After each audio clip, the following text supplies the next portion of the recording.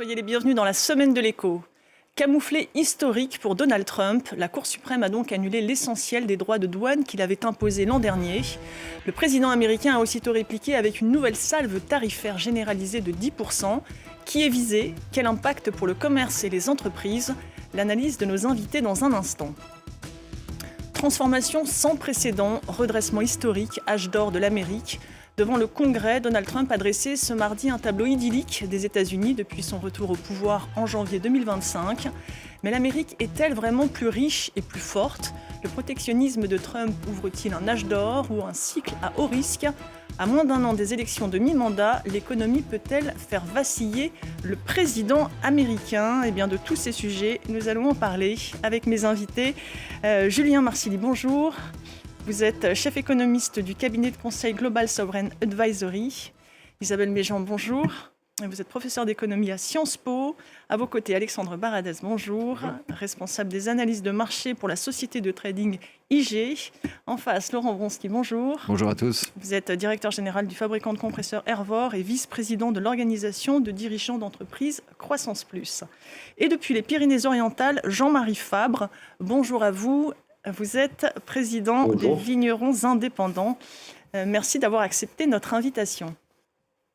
Donald Trump rebat brutalement les cartes. À peine ses droits de douane invalidés par la Cour suprême, le président américain dégaine une nouvelle surtaxe généralisée de 10%. De quoi replonger ses partenaires commerciaux dans l'incertitude. Les précisions de Léo Péchard. Les eurodéputés en quête d'éclaircissement après la décision de la Cour suprême américaine. En attendant, le Parlement européen préfère suspendre la procédure de ratification de l'accord commercial conclu à l'été 2025 avec Washington. Nous voulons obtenir des États-Unis la certitude qu'ils respectent l'accord, car c'est un élément crucial pour la stabilité.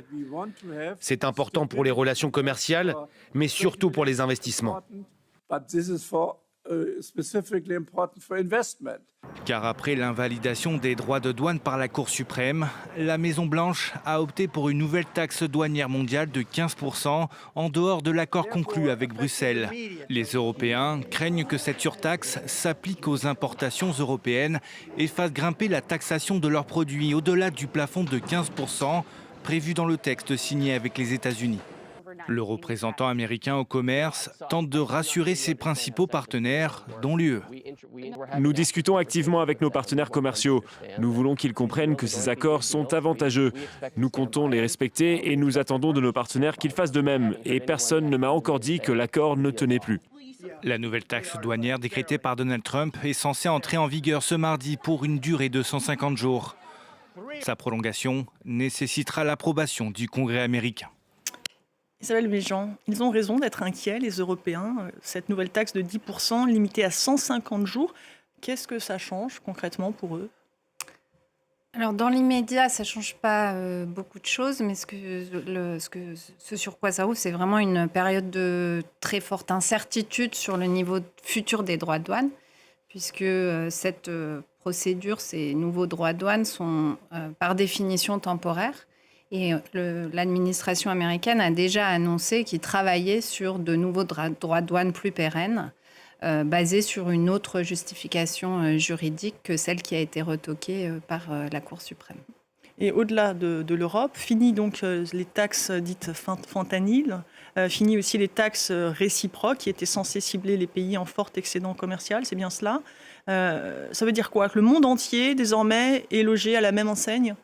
Exactement. Ce qui a été annoncé pour l'instant, c'est un droit de douane qui est le même pour tous les pays. Mais ce sur quoi l'administration travaille, c'est une autre manière de taxer de manière discriminée, qui est vraiment le projet de Donald Trump depuis le début. Et on sait qu'ils peuvent le faire puisque la base juridique sur laquelle ils sont en train de travailler, c'est celle qu'ils ont utilisée en 2018-2019 contre la Chine et puis plus généralement contre l'acier, l'aluminium. Donc c'est des choses qui permettent de cibler très spécifiquement certains pays et certains produits avec une pérennité beaucoup plus importante que ce qui a été mis en place mardi. Mais au nom de quoi? C'est-à-dire de quelle base? Donc la base juridique, c'est une base de sécurité nationale, c'est-à-dire que l'administration doit prouver qu'il y a des pratiques non concurrentielles ou qui ne sont pas conformes aux accords commerciaux existants. Et donc, par exemple, dans le cas de la Chine, c'est montrer que les subventions à la production ou une forme de dumping sur les coûts pénalisent les produits américains, ce qui permet ensuite de... C'est-à-dire que ce qu'il a fait sur l'acier, concrètement avec la Chine, il pourrait le généraliser? Alors, l'acier et l'aluminium, c'était sur tous les pays. Mais du coup, il pourrait généraliser ce genre de choses sur d'autres produits et puis cibler plus spécifiquement d'autres pays que la Chine. Et qu'en est-il précisément de l'acier ou de l'aluminium qui aujourd'hui, jusqu'à présent, connaissaient un droit de douane justement beaucoup plus élevé? Donc ça reste en place. Justement, c'est pas du tout les droits de douane qui ont été ciblés par la Cour suprême. Ce qui a été annulé la semaine dernière, c'est vraiment donc les droits de douane fentanyl qui visaient spécifiquement Mexico, Canada et Chine. Et les droits de douane réciproques, donc tout ce qui a été fixé après le 2 avril en discriminant spécifiquement les pays qui avaient un excédent commercial sur les États-Unis. Donc par exemple, la Tunisie faisait face à un droit de douane très élevé, la Malaisie, etc., etc. Alors on sait qu'il y a une partie des produits agricoles, notamment de l'électronique ou de l'aéronautique, qui bénéficiaient d'exemptions. Qu'en est-il actuellement? Donc aujourd'hui, toutes les exemptions qui existaient sont supposées rester. Supposé, parce qu'on n'en est pas sûr. On ne sait jamais très bien parce que les choses changent rapidement. Donc ça peut changer au moment où on parle. Mais l'annonce qui a été faite, c'est que les exemptions restaient, donc notamment sur l'aéronautique et sur les produits pharmaceutiques, ce qui est important aussi pour l'Europe. Julien Mercier, qui sont on le voit à peu près, mais qui sont les gagnants et les perdants de cette nouvelle donne, on va dire? Déjà, au niveau global, ces changements ne modifient pas fondamentalement la donne. C'est-à-dire qu'avant l'arrivée de Donald Trump, lors de son premier mandat, le niveau de droit de douane moyen pour l'ensemble des importations américaines, il était de l'ordre de 1% ou un peu plus. Donc ça, c'était avant 2016. Avant 2016. Ensuite, on est passé à peu près 3% pendant son premier mandat. Et depuis un an, ça avait augmenté assez fortement, entre 16 et 17%. Et là, entre l'annulation de ces droits de douane dits réciproques compensés par ces nouvelles mesures, ça nous fait baisser entre 13 et 14%. Donc c'est différent, mais ça reste quand même un niveau de droits de douane qui reste beaucoup plus élevé qu'auparavant. En revanche, ça c'est pour la vision globale, ça rebat effectivement les cartes. Puisque, comme le disait Isabelle Méjean, paradoxalement, ceux qui sont plus gagnants sont les pays qui avaient été les plus ciblés par ces droits de douane réciproques. Donc le Brésil notamment, qui avait, on s'en souvient, fait l'objet de droits de douane de 50%. Vous avez évidemment la Chine, l'Afrique du Sud aussi, donc beaucoup de grands pays émergents.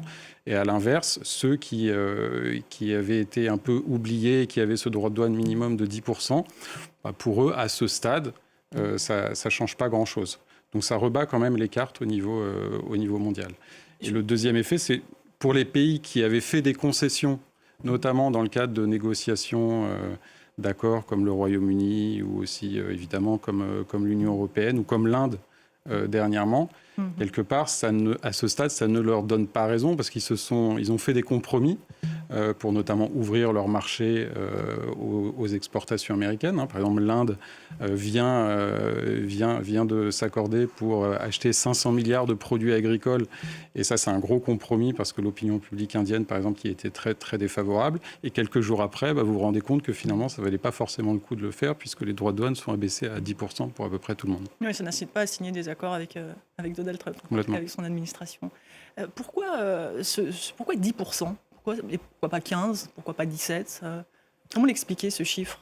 Alors, le décret rend possible, le décret utilisé rend possible un droit de douane maximum de 15% pour 150 jours. Au début, il a été annoncé 15%, puis 10%, puis il y a eu beaucoup d'incertitudes. Bon, il y a plusieurs raisons possibles. Déjà, peut-être qu'il est redescendu à 10 pour se relaisser des marges de manœuvre dans les 5 mois à venir pour pouvoir communiquer, peut-être menacer certains pays. C'est une première chose. Et la deuxième, peut-être plus objective, elle est qu'à 15%, justement, les États-Unis créaient davantage de problèmes pour les pays qui avaient signé un accord, notamment le Royaume-Uni ou l'Union européenne, et qui, eux, là, se voyaient floués. Et c'est d'ailleurs pour ça, sans doute, que beaucoup de dirigeants européens avaient communiqué 24 heures ou 48 heures après l'annonce des 15% pour dire maintenant on est perdant. Avec 10%, en fait, on n'est pas perdant, mais on n'est pas gagnant non plus. Ouais. Donc c'est aussi une manière de faire un compromis là-dessus. Vous êtes d'accord avec cette analyse?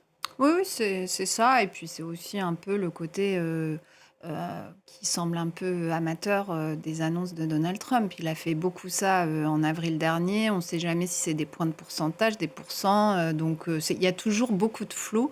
Et on ne sait pas très bien à quel point ce flou est entretenu ou si c'est juste de l'impréparation. Et juridiquement, ces surtaxes ne peuvent donc, vous l'avez dit, excéder 150 jours sans vote au Congrès. Et après, quel scénario possible ? Ce qu'il a annoncé, c'est que justement, il commençait déjà à travailler sur l'après. Et c'est pour ça qu'aujourd'hui, il peut y avoir des pays qui sont un peu gagnants. Mais comme ces pays étaient la cible initiale, c'est quand même assez probable qu'ils se retrouvent très rapidement ciblés par d'autres types de droits de douane, encore une fois, beaucoup plus pérennes et potentiellement beaucoup plus élevés. L'acier, l'aluminium, on parle de droits de douane à 50%. Donc, il y a un risque très important. Et donc, certains pays qui ont confirmé leurs accords, en fait, comptent sur le fait qu'au moins l'accord donne peut-être un peu de certitude dans un monde un peu très incertain. Alexandre Baradez aura-t-il besoin du Congrès au-delà de ces 150 jours ? Pourra-t-il compter sur le Congrès ? Lui, il dit que non. Il a dit « je n'ai pas besoin du Congrès au-delà des 150 jours pour prendre des décisions ». Donc ça n'engage potentiellement que de ses déclarations. Ce qu'on note quand même, et le reportage a bien montré, c'est qu'il y a une forme quand même peut-être un peu de malaise dans son environnement proche. Jamieson Greer, qui est le représentant au commerce américain, on voit, il essaie vraiment d'arrondir les angles, il ne veut pas froisser les Européens, donc il sent que là, il y a quelque chose en train de se passer en termes de peut-être un peu de rapport de force. Et puis un autre personnage qu'on a très peu entendu depuis un peu le show de Trump, c'est-à-dire le jour même dire je mets 10%, puis le week-end, dès le lendemain, dire finalement ce sera 15%, donc ce côté très un peu revanchard et puis un peu improvisé. On n'a pas beaucoup entendu son secrétaire au Trésor, Scott Bessent, qui habituellement est plutôt dans l'affirmation des propos de Trump et il va dans son sens. Là, c'était un peu moins le cas. Et il a même été interrogé par des médias américains sur la question des fameux chèques de $2000 dont Trump avait brandi un petit peu la possibilité avant la fin de l'année dernière, puis à nouveau un petit peu en début d'année, expliquant que les droits de douane qui rentraient, ça rendait les États-Unis très riches et que donc ils pouvaient reverser une partie de ces droits sous forme de chèques aux Américains qui ont les revenus les plus modestes. Son secrétaire au Trésor lui a posé la question dans une interview et il a expliqué qu'il n'était pas certain que ces aides voient le jour un jour. Donc il y a ce côté effectivement très incertain, mais les marchés, c'est ma partie plus spécifiquement, on réagit assez modestement. C'est-à-dire que le jour où la Cour suprême a invalidé, on a une petite hausse de certains secteurs. En Europe, les secteurs les plus visés, on a eu le luxe qui a un peu rebondi, on a eu le secteur auto qui a un peu réagi aussi, certains domaines, mais ça a été très peu salué par les marchés.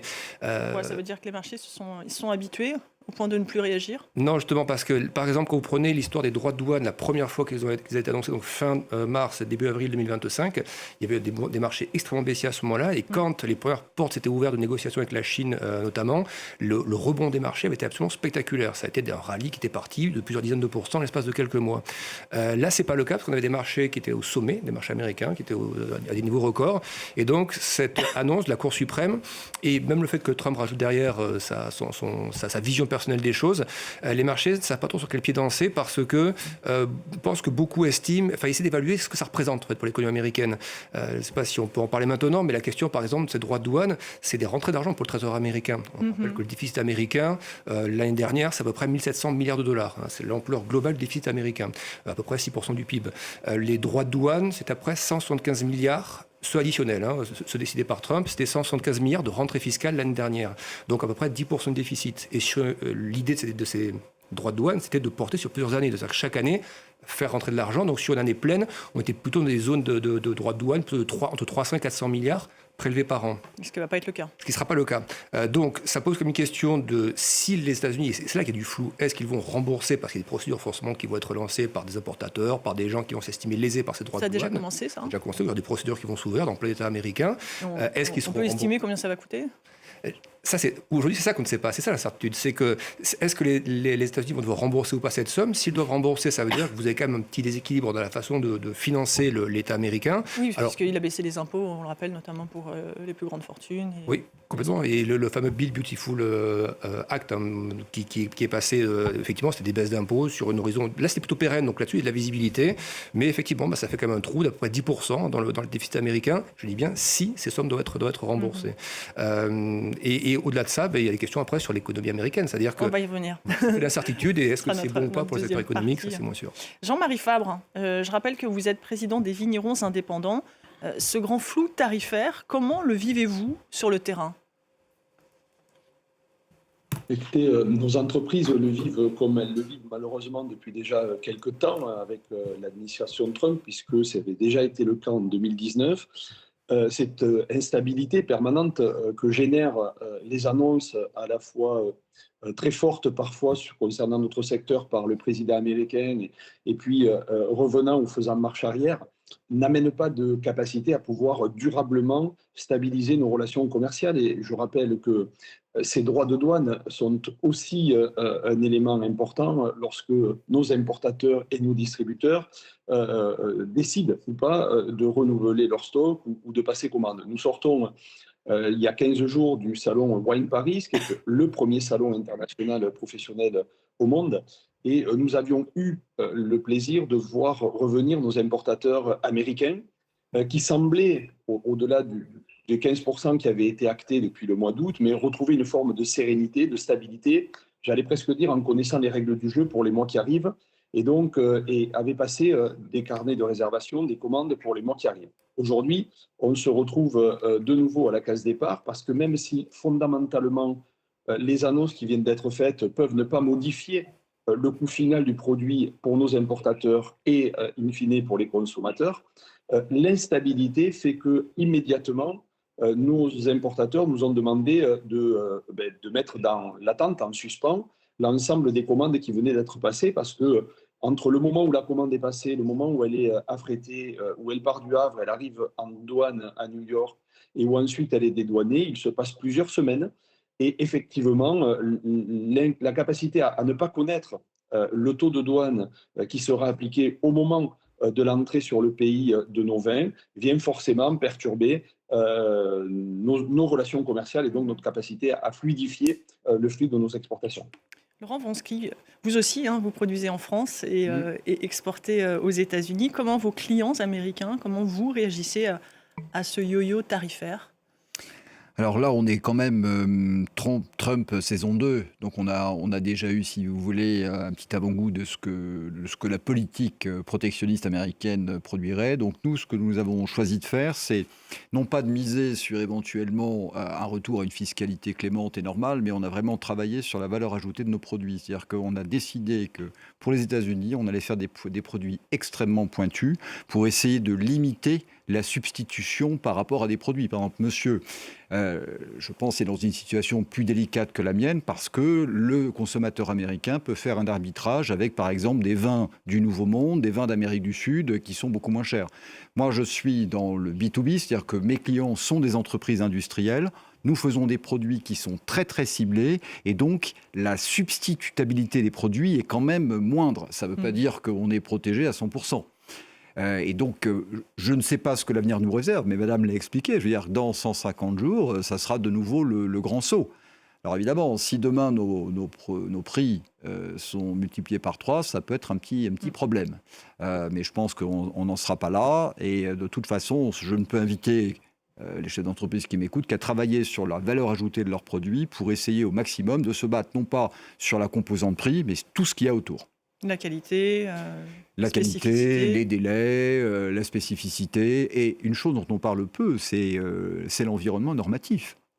L'un des outils protectionnistes les plus insidieux dont on ne parle jamais, ce ne sont pas les taxes, c'est l'environnement normatif, qui en plus peut, comme par hasard, changer d'une présidence à l'autre. C'est le cas aux États-Unis ? C'est le cas aux États-Unis, mais je dirais c'est aussi le cas dans l'espace européen. C'est un autre débat.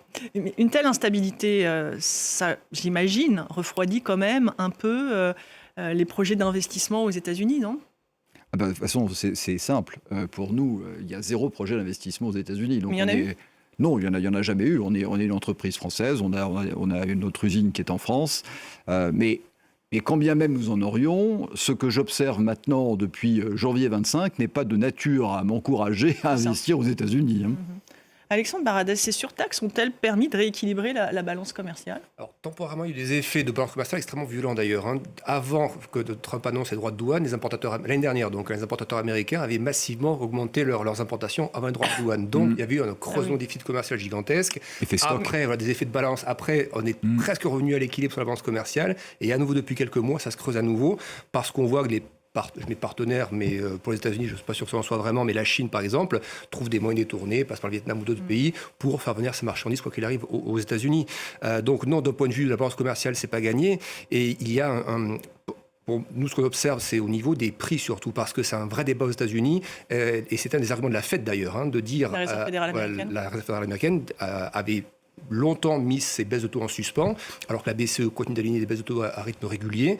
La Fed ne l'a pas fait, estimant qu'il fallait attendre plusieurs trimestres avant de voir l'effet des taxes douanières. Et Jérôme Powell, président de la Fed, avait été questionné là-dessus, et il avait répondu qu'une partie de l'inflation excédentaire, au-delà des 2%, qui est la cible de n'importe quelle banque centrale en Europe ou aux États-Unis, eh bien une bonne partie venait de l'inflation qui arrivait par les biens, notamment par cette inflation liée aux taxes douanières. Et ce qui implique quoi ? Ce qui implique que la Réserve fédérale aurait pu baisser un peu plus rapidement ses taux si ces taxes n'étaient pas intervenues. Sur le thème de l'inflation. Je voulais peut-être avoir quand même votre réaction sur ces circuits détournés qu'a pu utiliser la Chine pour écouler ses biens vers les États-Unis. C'est quelque chose que vous avez pu constater ? Alors le paradoxe, c'est que Donald Trump en avait déjà beaucoup parlé pendant sa campagne présidentielle. C'est la raison aussi, notamment, pour laquelle il disait qu'il taxait notamment le Mexique ou le Vietnam. Complètement. C'est-à-dire qu'il avait été très frustré, entre guillemets, par son premier mandat au cours duquel il avait ciblé quasi exclusivement la Chine. Et il s'était aperçu, comme tout le monde, que finalement les flux commerciaux avaient certes baissé avec la Chine, mais que les importations en provenance d'autres pays, le Vietnam, le Mexique, avaient eux beaucoup augmenté. D'où sa proposition pendant sa campagne présidentielle d'imposer des droits de douane de 10%. Donc là, quelque part, le paradoxe, c'est qu'on y revient malgré lui. Et donc, c'est vrai qu'en deuxième partie d'année dernière, comme vous le disiez, on a commencé à observer ce type d'effet de contournement, c'est-à-dire moins d'exportations chinoises vers les États-Unis, mais en revanche, plus d'exportations de Thaïlande, du Vietnam. Alors, il n'y a pas que des effets de contournement, c'est aussi des gains de part de marché de concurrents sur place. Et donc là, le paradoxe, c'est que, au moins pour les 5 prochains mois, puisque l'écart entre les niveaux de droits de douane selon les pays se réduit, paradoxalement, ces nouvelles routes commerciales pourraient déjà être abandonnées, au moins temporairement. Encore une fois, on navigue à vue. Isabelle Méjean, vous décrivez un système de surtaxe truffé d'exemptions, où chaque pays, chaque entreprise peut être tenté de négocier son deal dans son coin, au mépris du libre-échange et de la libre concurrence. L'Europe n'est-elle pas, elle aussi, tentée d'entrer dans ce jeu-là ? Aussi, je pense que c'est les règles du jeu qui sont imposées ici par l'administration américaine, c'est-à-dire on sort d'un monde de règles qui sont les règles de l'OMC, la clause de la nation la plus favorisée, ce genre de choses, et on rentre dans un système qui est basé largement sur le marchandage. Et donc ça, on le sait, donc typiquement pendant le premier mandat Trump, pour le coup, on a déjà beaucoup de travaux empiriques sur le sujet. Et donc notamment, il y a des données qui montrent très bien comment l'administration a mis en place un système d'exemption. Donc typiquement, les importateurs de B2B vont voir l'administration américaine et disent... Ce produit français est très peu substituable, donc ça engendre un coût très important pour moi en termes de compétitivité, et donc j'ai besoin d'une exemption. Et ensuite, une exemption est adoptée. Il y a la même chose sur le B2C. On a vu sur le Brésil, par exemple, il y a eu beaucoup d'exemptions qui ont été faites sur certains droits de douane brésiliens parce que l'incidence sur les prix à la consommation était importante. Donc en fait, au-delà de simplement l'augmentation du coût des importations, le gros changement dans la structure du commerce américain, c'est qu'on est rentré dans un monde où finalement, même suivre les droits de douane, c'est très compliqué. Mes collègues au CEPI passent toute la journée à simplement retrouver quel est le niveau exact. Il y a un article très récent qui a été publié qui reconstitue le taux exact d'imposition des droits de douane à partir des revenus fiscaux américains, et on n'est pas du tout à ce qui est annoncé. Donc en fait, le problème, c'est aussi qu'on ne sait pas parce qu'il y a des exemptions de tous les côtés et on ne sait plus très bien finalement qui négocie avec l'administration américaine, si c'est les représentants des pays ou si c'est chaque entreprise américaine ou étrangère qui peut aller taper à la porte du bureau du commerce américain et réclamer une exemption. Ce qui quand même ressemble pas mal à un système de corruption assez organisé. En tout cas, effectivement, on peut imaginer que pour les entreprises, le risque de dérive est important. Vous parlez de corruption, on peut penser sans parler de corruption, hein, le système est fait, incite chaque entreprise à aller négocier. C'est des négociations qui sont organisées, qui sont tout à fait légales de ce point de vue-là. Et simplement, ça sort complètement des règles du droit international et de la politique commerciale internationale qui, depuis 60 ans, étaient fixées par des règles organisées et acceptées par tous les États membres de l'OMC. Jean-Marie Fabre, la tentation de négocier une exemption avec l'administration américaine, vous la ressentez ? Dans notre secteur, non, pas du tout. Les choses ne se passent pas ainsi. Je pense qu'il ne faut pas oublier que le marché américain est pour nous un marché central. Il représente 4 milliards, un petit peu plus de 4 milliards d'euros. C'est quasiment le même volume financier que ce qu'on réalise sur tous les pays où on exporte au sein de l'Union européenne. Et que là-bas, il y a une demande croissante forcément pour la consommation du vin. Ça fait partie des pays qui sont leaders aujourd'hui en matière de consommation. Et la capacité que l'on a à négocier, elle ne peut se passer qu'entre nous, nos importateurs. Vous savez, il y a la règle des 3 tiers aux États-Unis. En ce qui nous concerne, les importateurs, les distributeurs et les détaillants. Nous avions, en 2019, au moment où nous avions été victimes d'une rétorsion arbitrée par l'OMC entre l'avionneur Airbus et Boeing, vécu des taxes douanières à hauteur de 25%. À cette époque-là, la parité était plus avantageuse pour nous, exportateurs, entre l'euro et le dollar, et nos entreprises avaient moins vécu de cycles de crise qu'elles ne l'ont vécu maintenant. Et nous avions, avec nos importateurs et distributeurs, essayé de nous répartir le coût de cette augmentation de taxes. Aujourd'hui, la vérité, c'est que ça n'existe pas, que nos importateurs doivent assumer la quasi-totalité de ces augmentations tarifaires et que ça se retrouve in fine dans le prix final de la bouteille. Et donc, à un moment donné où les États-Unis vivent, y compris les consommateurs américains, des arbitrages financiers dans leur pouvoir d'achat, mais forcément, on l'a vu l'année dernière, notre pays a perdu à peu près 20% en valeur aux États-Unis, puisqu'on fait un tout petit peu plus de 3 milliards en 2025 par rapport à plus de 4 milliards habituellement. Je rappelle aussi que c'est quand même le vin spiritueux un très fort contributeur dans la balance commerciale française. Nous sommes souvent le second ou le troisième poste d'excédent commercial avec l'aéronautique et le luxe. Et donc, ce pays est un pays clé stratégique en matière d'abord de maintien de nos parts de marché, mais aussi de croissance.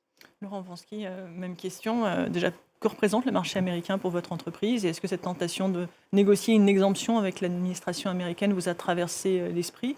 Ou celle peut-être d'entreprises que vous représentez au sein de Croissance Plus ? Non. Pour une raison très simple, je pense qu'aussi désagréable qu'il puisse être, le phénomène Trump est un épiphénomène. Donc moi, je crois, si vous voulez, aux règles internationales. Je pense qu'il peut y avoir un mouvement de balancier inverse dans 2 ou 3 ans.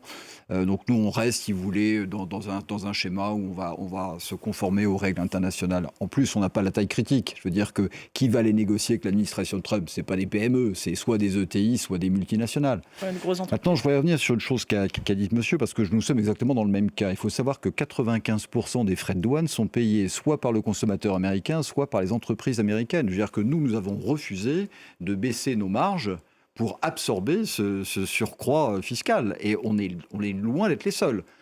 Donc là aussi, on peut difficilement mesurer, alors, en termes économiques, on appelle ça l'élasticité du prix. Et j'en reviens à ce que je disais précédemment, c'est que sur des produits qui sont très spécifiques, on est un petit peu plus à l'abri, et c'est le client final qui paye. Donc c'est pour ça que l'argument, je crois qu'on va en parler en seconde moitié d'émission, comme quoi ça, c'est très bénéficiaire pour l'économie américaine et le pouvoir d'achat des Américains. Écoutez, moi je suis très dubitatif. Mais précisément, nous allons en parler, puisque pendant ce temps, Donald Trump ne cesse de vanter un redressement historique. Ce mardi, le président américain prononçait son discours sur l'état de l'Union devant le Congrès. Une allocution de près de 2 heures, toute à la gloire de son bilan économique. Nina Masson. C'est l'un de ses slogans préférés depuis son retour au pouvoir. Face au Congrès, Donald Trump a de nouveau vanté un âge d'or de l'Amérique sur le front économique.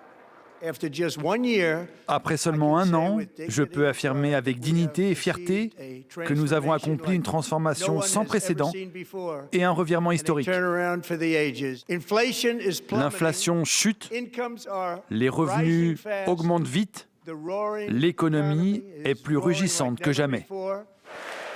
Mais à l'approche des élections de mi-mandat, la confiance s'effrite. Selon un sondage publié mardi, près de 47% des Américains estiment que leur pouvoir d'achat s'est dégradé depuis le retour de Donald Trump à la Maison-Blanche.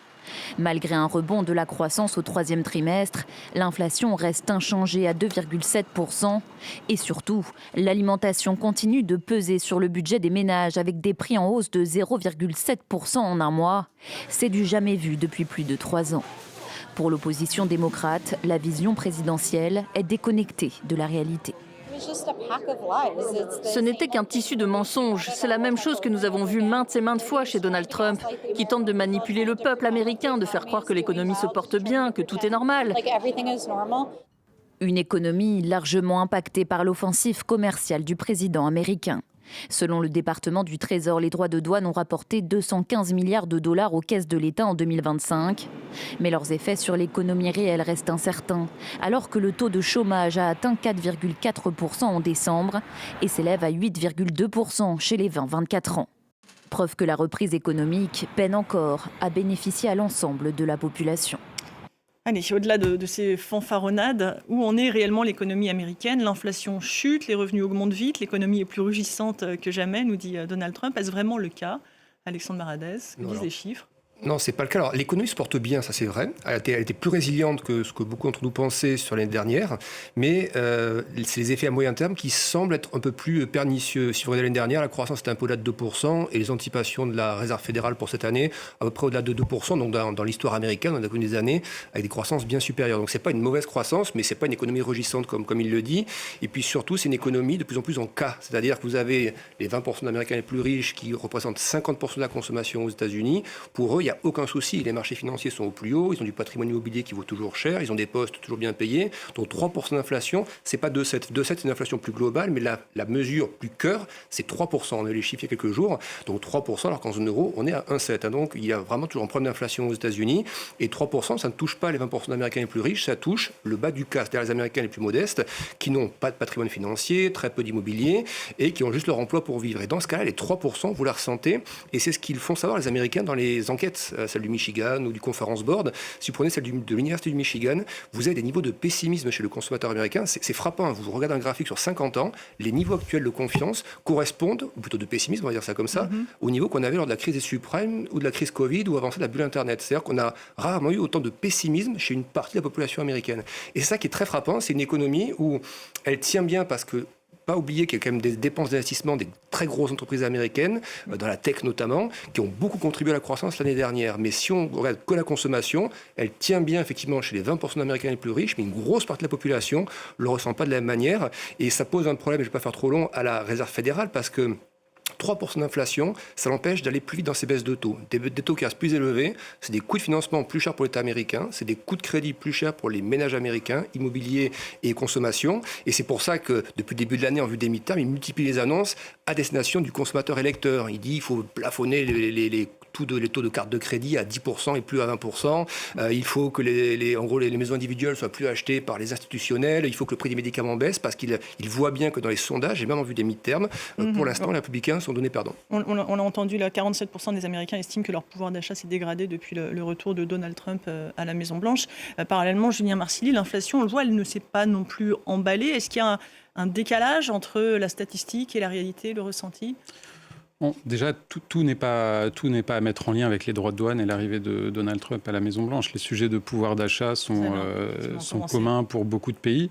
Et globalement, aux États-Unis, depuis la période pré-Covid, donc depuis 2019, vous avez les prix du logement, de l'électricité, de l'alimentation qui ont tous augmenté sur l'ensemble de la période de 30 à 40%.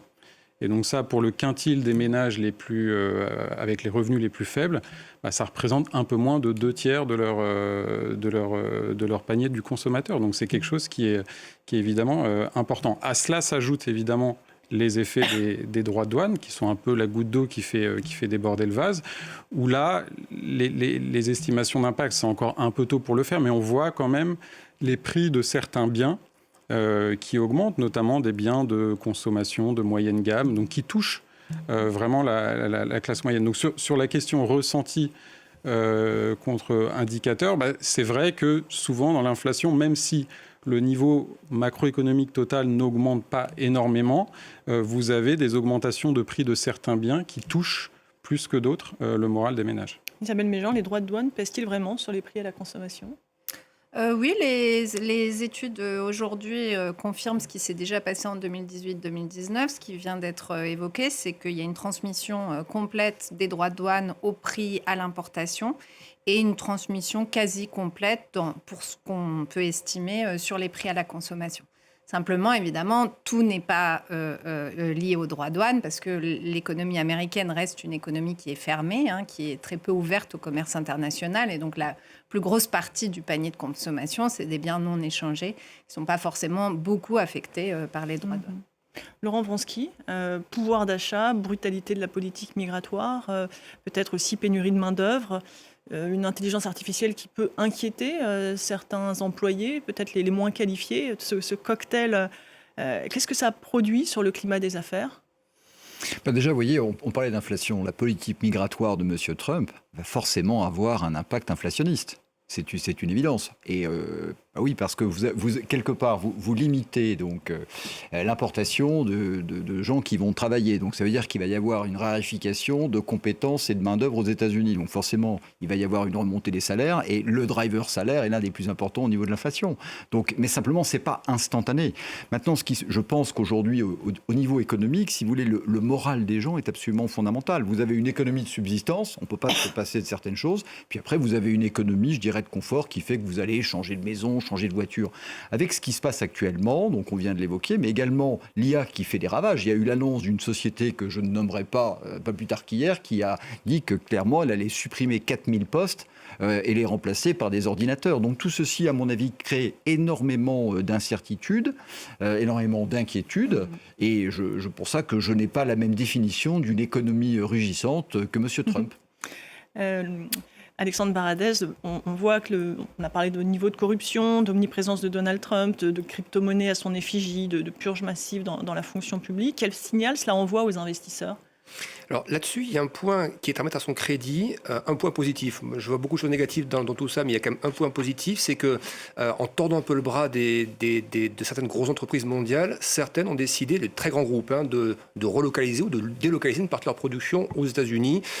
Et on voit que sur l'aspect manufacturier industriel, ça redémarre, ça réaccélère un petit peu aux États-Unis. Donc sur une partie de vouloir faire venir de l'investissement aux États-Unis, de manière un peu contrainte, ça il a réussi à le faire. Son prédécesseur, lui, il faisait plutôt, il y a des subventions en disant voilà, venez installer votre usine de batterie chez nous, usine de photovoltaïque ou autre, vous aurez des subventions. Trump, c'est si vous ne produisez pas chez nous, je taxe tout ce qui arrive et même ce qui repart aussi, des semi-conducteurs ou autres, à un tel niveau donc là-dessus, il a réussi, mais on rappelle que l'économie américaine, c'est une économie de services surtout l'économie américaine. Et effectivement, l'inflation aux États-Unis, ce que vous disiez, la plus grosse partie de l'inflation, c'est des services. Et là-dessus, l'inflation qui arrive sur les biens vient se rajouter à ça. Donc c'est que l'aspect manufacturier se redresse un petit peu, c'est une chose, mais rappelons que l'économie américaine reste majoritairement une économie de services. Non, mais je pense qu'il faut attendre un petit peu, faire ce genre de conclusion. Pendant le premier mandat Trump, l'emploi industriel a diminué et il a augmenté pendant le mandat Biden sous l'effet des subventions et du Inflation Reduction Act. Donc on verra ce qui se passe, mais c'est jamais une bonne idée quand on veut créer de l'emploi industriel de mettre en place un système d'incertitude très important parce que on le sait très bien, l'incertitude ça bloque l'investissement et donc évidemment certaines entreprises vont quand même investir aux États-Unis et il y aura beaucoup de publicité là-dessus, mais l'impact net sur l'investissement risque quand même d'être plutôt négatif. Vous partagez cette opinion ? Alors, je partage l'opinion de madame, mais pas celle de monsieur. Je pense que si on regarde les chiffres, globalement, il n'y a pas eu il a rué aux États-Unis pour installer des sites industriels. Bon, après, il y a eu beaucoup de publicité autour de deux entreprises que je ne vais pas nommer. Une qui présente un risque géopolitique majeur parce qu'elle est située en Asie, qu'elle fait des microprocesseurs, et qu'on pense que sa base risque d'être envahie par un autre pays. Et puis après, il y a une société chinoise. Donc, je pense que le pari est très, très loin d'être gagné. Et aujourd'hui, beaucoup d'industriels, si vous voulez, se pose la question si vraiment ça vaut le coup d'y aller. Vous voulez dire que les États-Unis sont devenus un pays à risque ? je pense que c'est devenu un pays à risque. Alors après, c'est un regard personnel. Je pense que vous avez une société qui est extrêmement polarisée. Et puis vous avez une économie, si vous voulez, qui aujourd'hui est très tirée par la tech. Donc c'est très sectorisé. Quand vous regardez le reste de l'économie, c'est pas très rugissant, pour reprendre l'expression de M. Trump. Julien Marcilly, en conclusion, les États-Unis, ou plutôt l'économie, peut-elle faire vaciller Donald Trump ? Bah oui, en tout cas pour les midterms, c'est vrai que c'est ce que laissent indiquer les enquêtes d'opinion. Après, pour ces sujets d'investissement, je reviens sur le fait que je pense que c'est assez facile pour des grands groupes d'arbitrer à court terme en disant l'année prochaine, je vais augmenter un peu ma production aux États-Unis parce que j'ai déjà des capacités et je vais la baisser un peu en Europe. En revanche, quand il s'agit pour une entreprise qui n'est pas présente aux États-Unis d'aller recréer tout un écosystème avec des fournisseurs, des clients, et ça prend facilement plusieurs années, là le pari est quand même loin d'être gagnant. Loin d'être gagnant, donc une économie pas si rugissante que ne l'affirme Donald Trump. Merci beaucoup à tous les 5 d'avoir participé à cette émission. Merci à vous de l'avoir suivi. L'information continue sur France 24.